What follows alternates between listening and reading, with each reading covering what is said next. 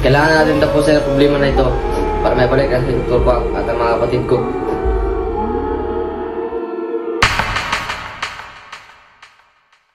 Dok!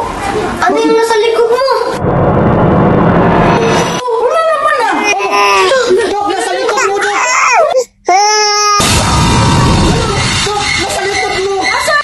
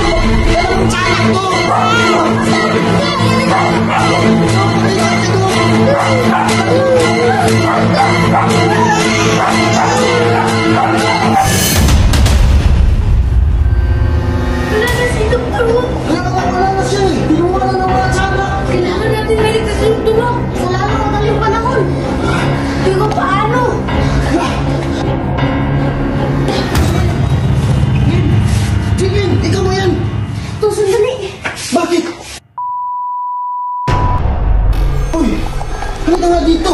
Uy, ganun! Saan ka pagaling? Hindi ka bilang barangay ito. Anong ginagawa mo dito, Dong? Kilala ko na yung mga tiyanak na yan to. Paano mo nakilala? Meron kasing albularyo dun to eh. Na nagkikwento ng mga tiyanak. Ano? Albularyo daw, Dong! Alam niya kung ano ang nangyayari dito to. Alam niya! Nasaan siya? Doon to. Tawagin niyo namin. Sige, tawagin mo! Bilis! Oh, bilis! Iligtas natin si Dr. Quack. Bilisan na natin! Jebin! Asa na siya? Nandiyan na yung albularyo? Wala pa to. Ito, ayun na. Ito na yun. Ito, albularyo. Ito, hindi na yun to. Magandang umaga sa inyo. Ako yung albularyo. Paupuin niyo! Bilis! Juan! Bigay mo muna. Jebin, ito na yung sinasabi mo. Ito, sure ka ba? Baka scam yan. Di ba kuya, nagbibinta ka ng mga tiyanak? Saan mo ba nakita? Ano?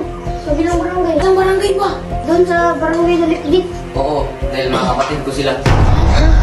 Kapatid to. Sino mga kapatid mo? Yung mga sinasabi niyong tiyanak, Sila Chanok? Chanok at saka Chanak? hindi yan ang pangalan nila. Ano ba ang pangalan nila? Ang pangalan nila ay Sisa at Basilio. Kilala niya to. Hindi ko din alam eh. Pero sabi niya kanina, kapatid mo, di ba? Mga kapatid ko sila. Naku, nagsisinungaling lang pala yung si Dr. Quack. Tama, hinala ko to. Taking albularyo si Dr. Quack. Ano ba pangalan mo? Noli, Muli? Apelyido. Mitanggiri. Parang libro to. Seryoso ba yan? Oo, seryoso ako. Sige na, bahala na.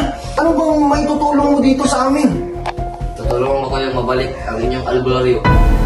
Hala ka, alam niya yung nangyayari dito.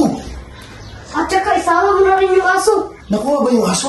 Oo to, wala dito eh. Wala din yung aso. Ngayon, ikukwento ko sa inyo ang nangyari sa mga kapatid ko. Sige, makinig tayo.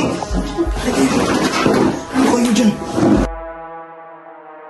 Ano ba nangyari, Bulars? Yung mga kapatid ko ay hindi tiyanak. Oh, sino ba nagsabi na Chanak? Si Butchie ito. Ikaw ba, Joy? Nanay lang eh. Paano mo nasabing hindi Chanak? Yung mga kapatid ko ay mga ligaya ng mga espiritu na sumanib sa mga laruan. Ah, ganun pala. Tama nga yung sinabi ni Dr. Quack. Bakit nagbumulto sila sa bahay ko? Nasunog kasi ang bahay namin at hindi ko sila nailigtas. Hala, yun palang istorya. Oo, pati ang mga magulang namin. Kawawa naman sila. Sabi ni Dr. Quack na kulang daw yung ina mo. Ina mo din. Ang totoong nangyari ay nasunog talaga sila. Nakita ko sa mga mata ko, nasunog talaga ang pamilya ko. Nandun ka? Oo, Ba't hindi mo tinulungan yung mga pamilya mo? Kaya nga, malakas yung apoy. Hindi ako makapasok. Kawawa pala sila to. ba't siya naiyak? Guys, ba't kayo nag-iiyakan dyan? Baka nasaktan siya sa pagkawalan ng mga pamilya niya. Ano, masakit nga yun. Kawawa naman siya. Pasensya ka na, nalulungkot talaga kami sa nangyayari sa'yo. Salamat. Wala ka naman. Kailangan natin tapusin ang problema na ito para may balik si Dr. Quack at ang mga kapatid ko. Okay, tapusin na natin. Sige, kailangan ko ng mga gamit. Uy! Ano yun? Kapatid ko na yun. Yung espiritu? Oo. Nakita nyo guys? Nasaan na yun? Pagkabang ko mo. Maganda kayo. Nasa paligid lang sila.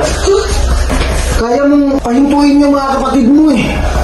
Oo, pero kailangan ko ng mga gamit. Ano ba yung mga gamit kailangan mo? Kandila. Tapos, Paso na may kalahating tubig. ano pa? Yan lang. Bilisan niya na. Maghanap na tayo.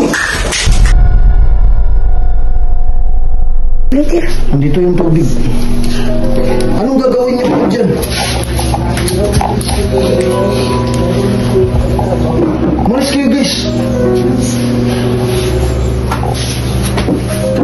Panoorin natin kung anong gagawin. Ayun na.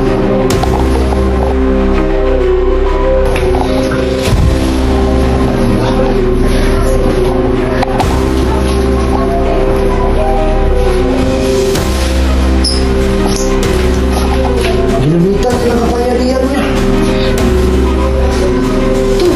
Hindi na ano. Mga ganun po. Aksyon yung ginagawa niya eh.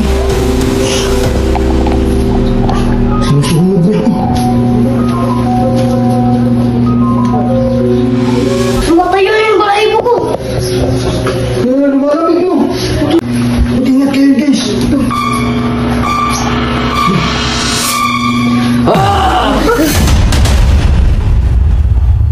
Tingnan niyo naman ang quality. Grabe, napakaganda. Alam niyo po ba mga mi?